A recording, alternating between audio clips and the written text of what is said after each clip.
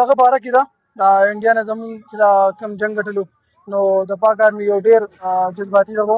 نو موږ هغوی اپریشیټ کوو او په شا ورته ولاړ وي او همیشه به سپورټ کوو. ډېر ښه کردار ادا کړو د کوم دغه چې روان کړي دي د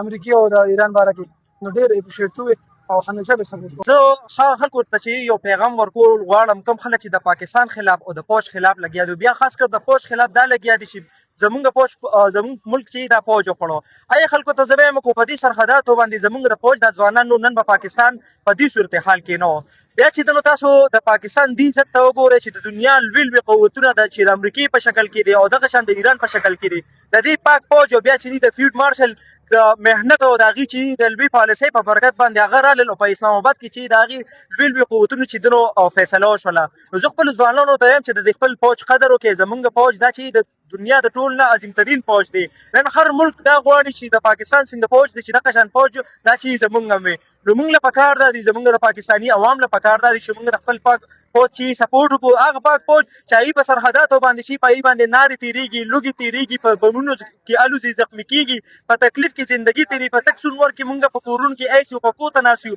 هغې زمونږ د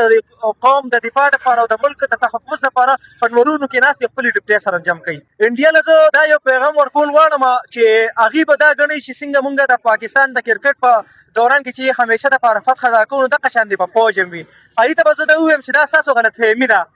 اگر چې د پاکستان ټیم کمزور دی خو د پاکستان فوج دا د پاکستان د ټیم په شانتې نه دی پاکستان خو هغه فوج دی چې هغه ستا ملک ته درغی او ستا په ملک کې تو راتاو شو ستا د ملک چې دنو لوی لوی راپیلې چې یې راغورځولې او بیا هغه دا ملک دی چې ستا دی چې یې په سترګو کې ګوتې در ومنډلې نو انډیا ته زه دا وایم چې تاسو اوس هم لګیا یې په مختلفو شکلونو کې کله افغانستان ته ځئ کله اسرائیل ته ځئ کله یو ملک ته کله بل ملک ته د پاکستان خلاف لیکن انشاءالله چې په پاکستان کې د فیلډ مارشل په شانتې خلک موجود وي په پاکستان کې چې دین موجوده چې کوم د فوج ځوانان وي داسې خلک موجود وي نو تاسو د پاکستاني عوام اوسو چې د پاکستاني چې یو ماشوم ته هم تاسو نشه رارسېدي تر څو پورې چې زمونږ د